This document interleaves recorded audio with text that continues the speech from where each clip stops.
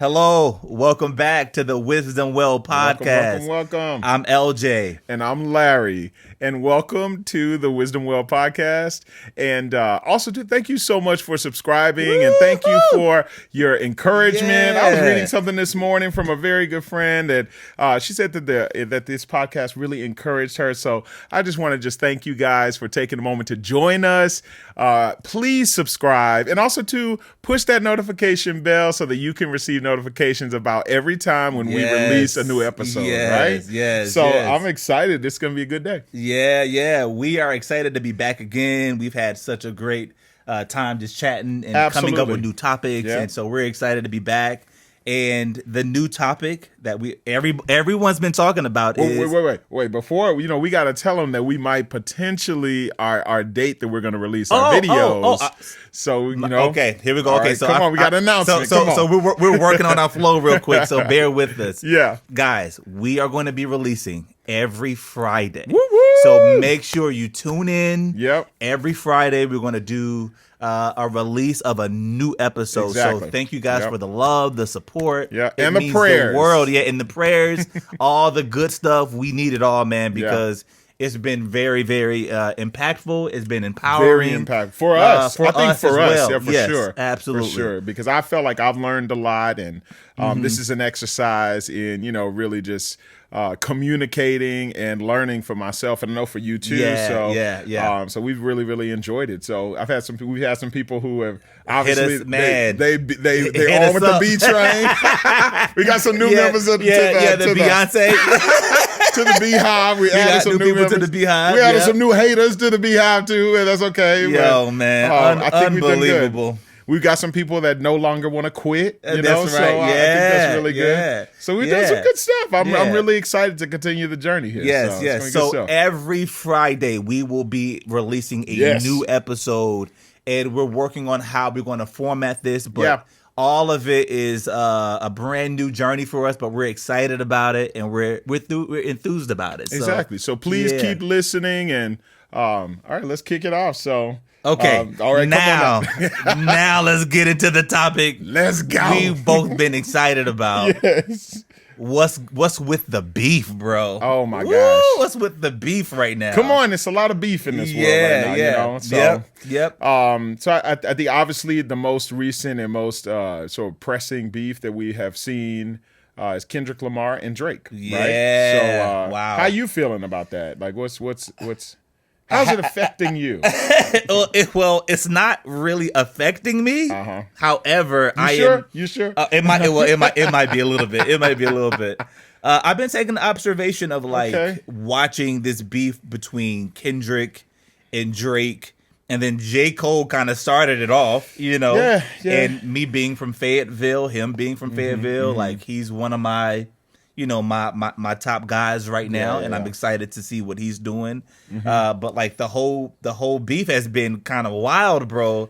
I mean, should we call him Aubrey now? Do we not call him Drake? I mean, like that's what's really happening right now. So, but our perspective on this when we talked, was about who's the real winner in these beefs. Exactly. Who's the real You know winner? what I mean? Like who's really winning when there's a beef between, and also too, how do you have a beef when it's your art, when it's your own expression of how you want to do your art, but like now it's really personal between Drake and Kendrick, and then J. Cole didn't want to get personal, but he kind of got a little personal also. And he apologized. He just he just flat out was like, I'm sorry. I that guy is a good dude, and I think that a lot has to be said because, and I'll just speak in I statements here, and and if it resonates with you.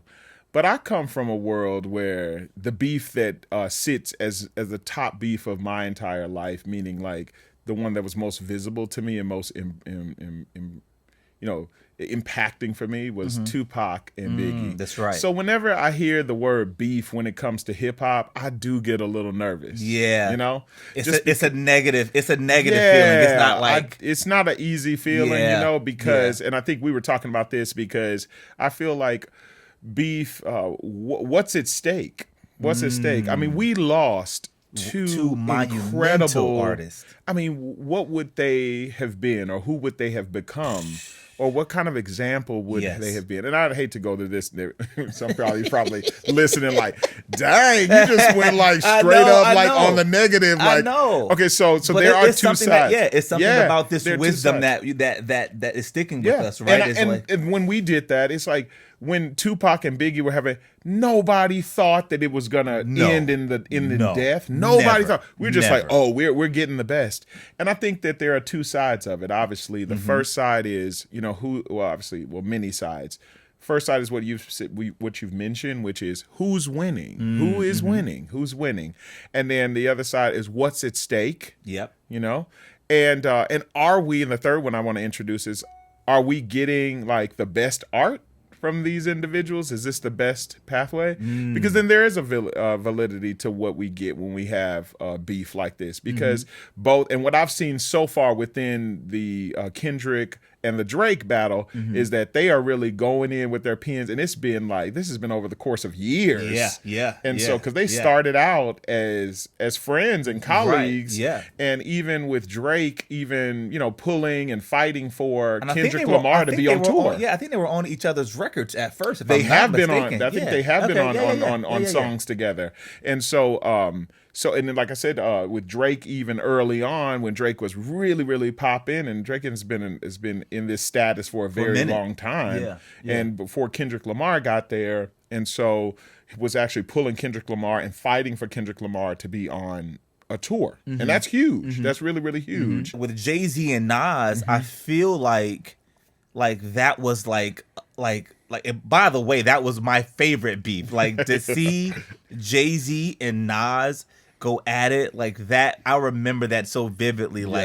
Nas killed Jay-Z. Like it was just like it was like the most epic thing we ever. Got two masters at their craft, like really going in their bag, so to speak, and really like going for it and giving us, that was the best case scenario. I agree with you. Yeah, the best case scenario. Yeah. So it makes you wonder, like, where are we with this beef? Yeah. And the angle that I wanted to talk about a little bit more, which I mentioned earlier, was like, who's really winning the beef? Yeah. So I saw something that I thought, and I didn't think of at first, but now that I'm like thinking about it, it's like damn, who's really winning this beef? So Kendrick's disc was released through Interscope. Okay. I see where you're going. Drake's disc was released through OVO Republic, which is owned by Universal. Which Universal owns Interscope. J. Cole is also signed to Dreamville, which is his label. Who was also distributed by Interscope, who was also owned by Universal. Wow. So I think his name is Sir. I heard you say Universal at least twice.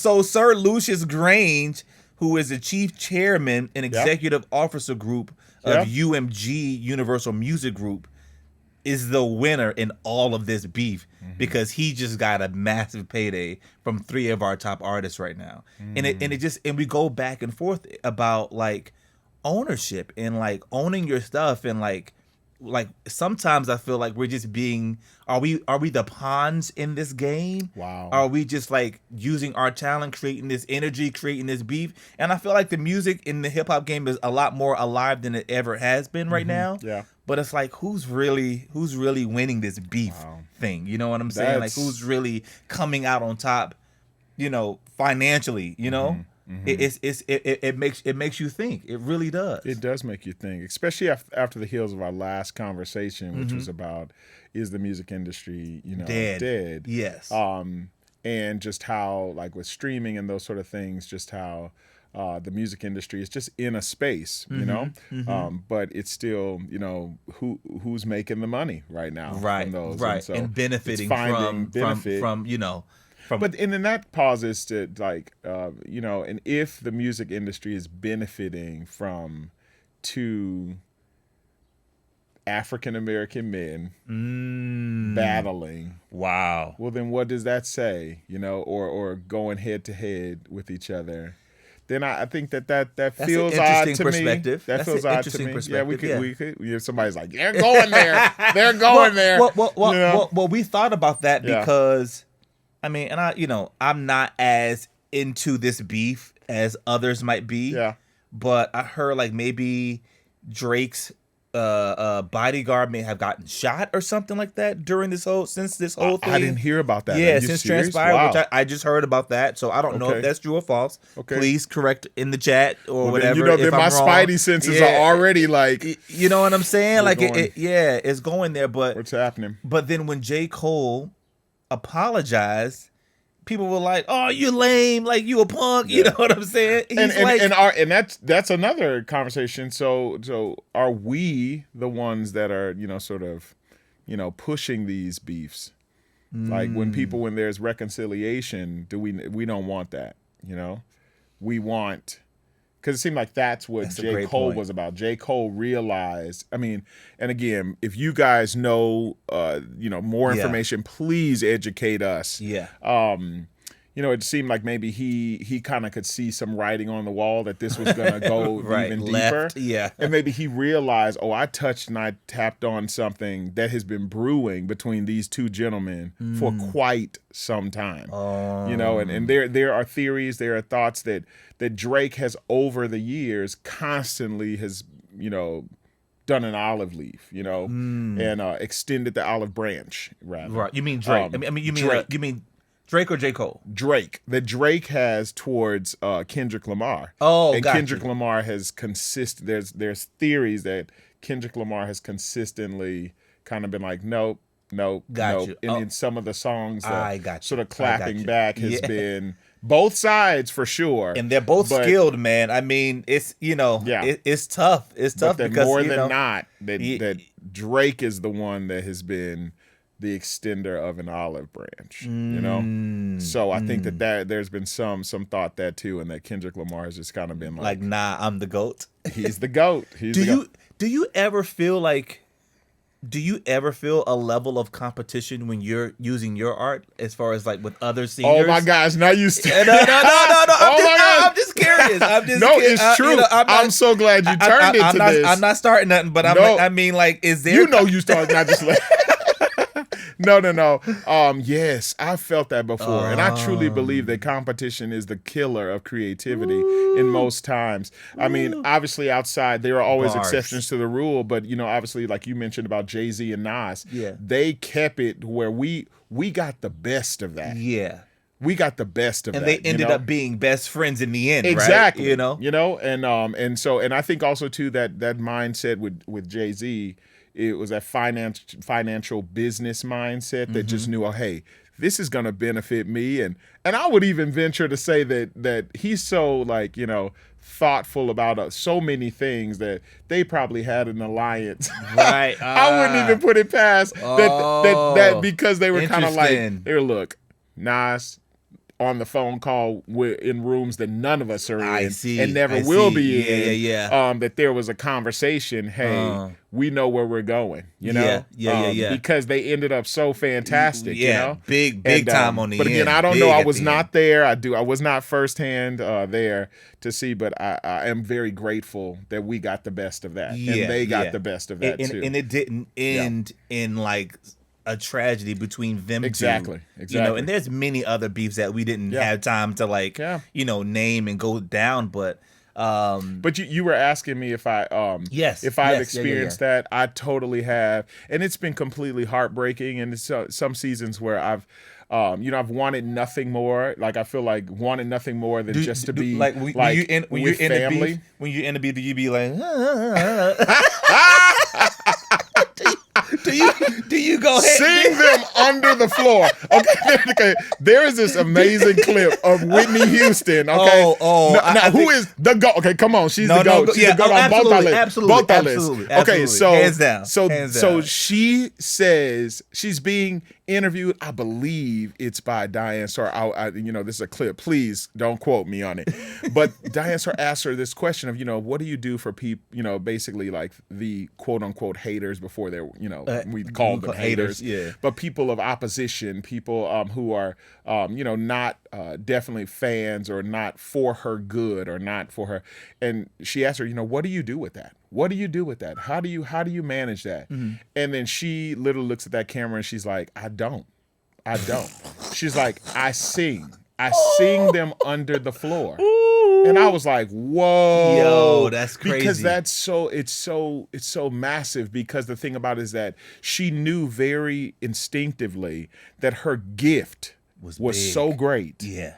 That, like, and it really was too. And I heard Chris Brown say something that I was like, oh man, Chris Brown, you're insane, but you're amazing. He is. Really he amazing. said something like to the point of, they can write the songs, but you can't sing it like me. I could do it. Yeah. You can't sing it like me. You can't get someone to sing it like me. Yeah. And I'm not, saying that per se about myself, but I do know that I do take from those two spaces when you feel like you're so caught up in what somebody else is thinking and what somebody else, the hate that somebody else may or may not be giving. It's our jobs to sing or do the art and make sure you're doing it at the top of the level. And because excellence silences all chatter.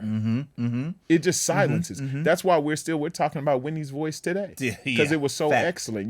We don't even know who her haters were. Right. We don't even know, because they don't exist in our worlds. Right. So I there have been moments where I felt like it was an emotional conflict with others surrounding just the greatness of my gift, and I hate to say it like this.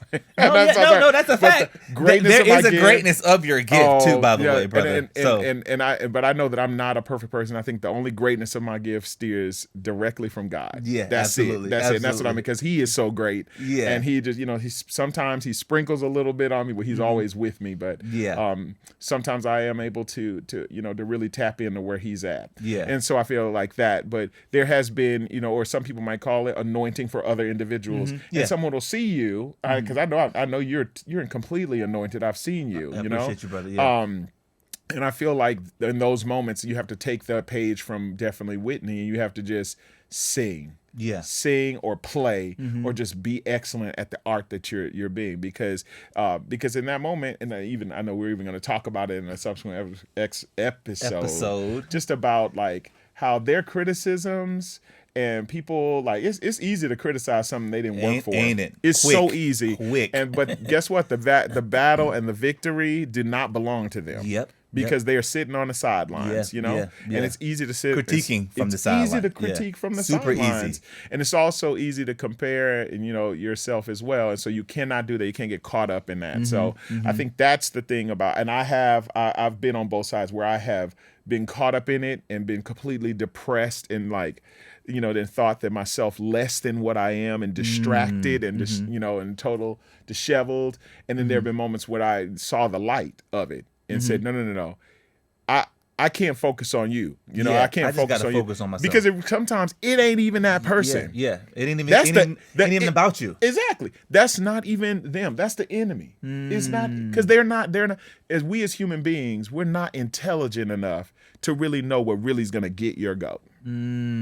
I don't know the thing that is really, really, really going to go deep. But the enemy, he tries to work on that, Wow. He tries to use people, I love that. Yeah. So it's like sometimes you just, the enemy is trying to roll around and trying to get you angry and things like that. Like let's be real. Even today, riding over here to get into this space, into this space. Guys, okay, so today. No, I got to tell you. I'm not going to set it up. I'm a good alley-oop, so what I'm saying? Let me tell you, we love you guys so much. Yes. And we've been so excited about, the fact that we get to do this. Yes, honored to do this. We get to do this. Honored. And so I left my home, of course, today, ready and excited. And so driving in on the freeway, a little ding goes off on my car. And of course, it's the tire pressure. So for me, I'm like, okay, all right, we're just going to keep going. I'm going to go. I pulled up to the studio today, and my tire was on a complete flat. Complete flat. And I said when I got out, I said, today must be a really powerful day. Yeah. Because for that. But also the silver lining in that is that my tire could have popped on the freeway. Yeah. And I traveled several freeways to get here.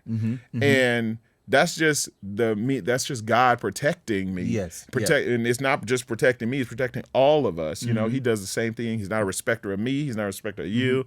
You know, he'll do it for anybody. Yeah. But to know that because there was purpose in being here today. So I think that, you know, and wrapping that back around with, you're going to experience competition. You're going to experience people that don't understand you. You're going to experience people who truly do hate you. Yeah. You know?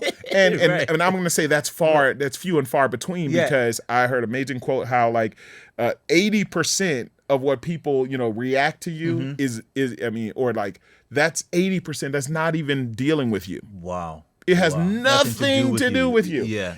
And also, too, the other flip side of that is that when you get a compliment, too, 80% of that is really dealing with how they want to be because loved, people too. can't. That's a great balance. Always remember that. Yeah, always that's remember interesting. I love that. Yeah. See, here at the Wisdom Well, we dropping on, wisdom already. You know what I'm saying? So, short answer, yes, I have that. truly experienced that before, that level of competition, and I feel and on, you know, different places and doing different music opportunities, and it has been very hurtful. I think that it's not the best, you know, because then what are you losing because you're in competition with someone, and instead of creating, you know, and most times it's usually two incredible people that there has been purpose to actually have great and huge projects happen. Got you. And so it's like we get that in there and then we kind of mess that up. Yeah. Man, thank you for asking. No. Thank you for sharing that. And I also want to say, Yeah. As we wrap this conversation up, Yeah, like I love that you shared that story about getting here too, right? Yeah. Because I think, come on, this is the wisdom think well. there are challenges that happen. Yeah. And it's easy to say, you know what, today's just not my day. I'm just gonna quit. But then you was like, if I could just go one more mile and just get there, you know what I'm saying? Yes. And we get to do this, right? Yeah, and then I wouldn't miss this for the world. The car is being figured out, right? And things are being taken care of. Yeah. So it really is an honor to say, man, like I love that you're here. I love that you made it. And you're safe because you are my brother, and I love you so much. I know. And man, we are doing something impactful. Yeah. And even if we're just having small topics about beef and competition and encouraging people to just live in your truth, live in your art.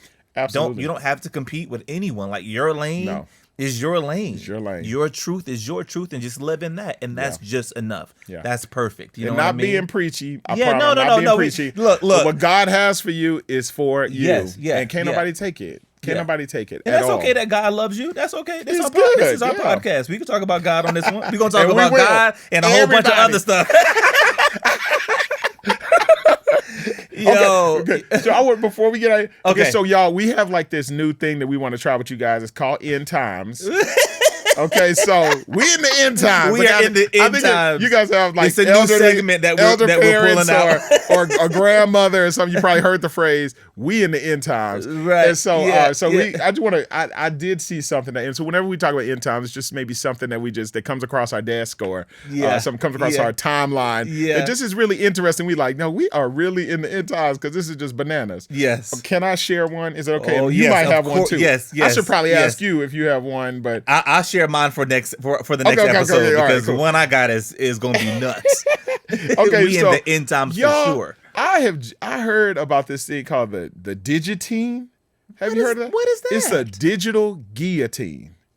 So Okay. now, let me tell you, it's basically cancel culture on the new level. It's the new level of cancel culture. What is that? So basically, what happened, I think, is Haley Bailey went to the Metropolitan Gala that just happened. Okay. So apparently she dressed up and she, is like Marie Antoinette, who is a French figure who was extremely wealthy and was actually beheaded and killed because she lived so extravagantly in the midst of the people, being in such, poverty. This story and getting so wild. it kind of turned around on her. And so when they actually caught her and the government was sort of overthrown. And so Haley Bailey dressed up as Marie Antoinette was like, let them eat cake. That's like that's like one of the phrases that has been, but it's not it's not verified that Marie Antoinette actually said that. I want to make sure I say that here. But I love that quote though. I don't care who said it. Let them eat cake is the most dopest thing I've ever heard. But she said it as if, and I guess the way the context is like,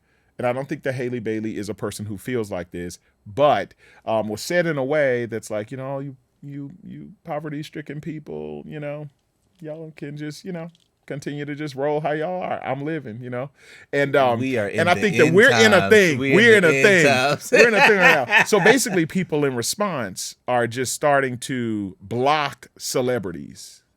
Period. Even though the celebrities don't follow them, but it's called digital guillotine. And so basically they're trying this movement that's taken up in TikTok specifically. And basically what's happening is that these groups and swarms of people are just, blocking these celebrities. And so they're trying to take their power back from these celebrities. So Haley Bailey was one of the people that they started, doing that to. So I thought that was insane. That's kind of wrong that she said that. I mean, and I think people are just doing TikTok moments. And I think that it's just so interesting how, like, it just felt insensitive in the moment. And again, this is not a commentary on her per se. It's about how today, like we are in a very sensitive time. Yes, very much so. We are in the end and we're times. all in it. You know what I'm saying? We're all in it. We are, like we were talking about in one of the past episodes, like, people are struggling right now. Very you know much what I'm so. saying? It's like trying to figure out what is next. Do. What to do, how to reinvent, how to be, how to stay, how to maintain, how to buy a house. Yeah. If they can buy a house. Or sell a house. Or sell a house and know where to go when you sell it. How about this? How about just to have food on their table? Yes. Or just to figure it out. Every dollar is important, check to check. You know what I'm saying? People got things going on. And then we have things like, it's a commentary on, like, we have like the Met Gala, which, by the way, is $75,000 per ticket. It went from what? It went from $75,000 a ticket. It went from being like $600 to like, the equivalent of $600 in today's money to now being $75,000 per person. Hey Larry, can I share something with you? Yeah, please. I won't be going to the Met Gala. LJ Holyfield will not be at nobody's Met Gala. I'm telling you. Unfortunately. It's like all you guys are at least one down payment on a house, okay? For somebody struggling. To dress up? I'll tell you. Oh, man.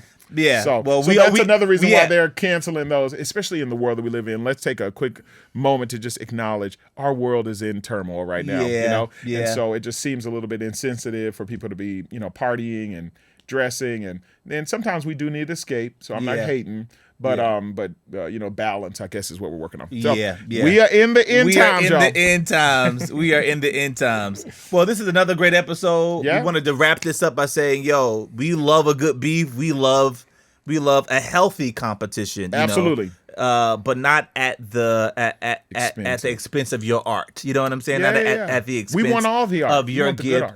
Or at the expense of someone getting hurt. So I just really hope it stays on the paper, pen to paper, and we just get to decide on who we like. Kendrick. What's Drake's fans? I don't know. I don't even Drake know. Army's coming for you. Okay? I don't know about Aubrey, but thank you guys for tuning in. Please please subscribe. Yep. When are we going to come? Every Friday. Yeah. Come on. Yep. I'm really excited about that. That's going to be fantastic. So, excited. Guys, thank you for joining the Wisdom Well podcast. Thank you, for a great episode. I'm LJ. I'm Larry. And thank you so much. We'll see you soon.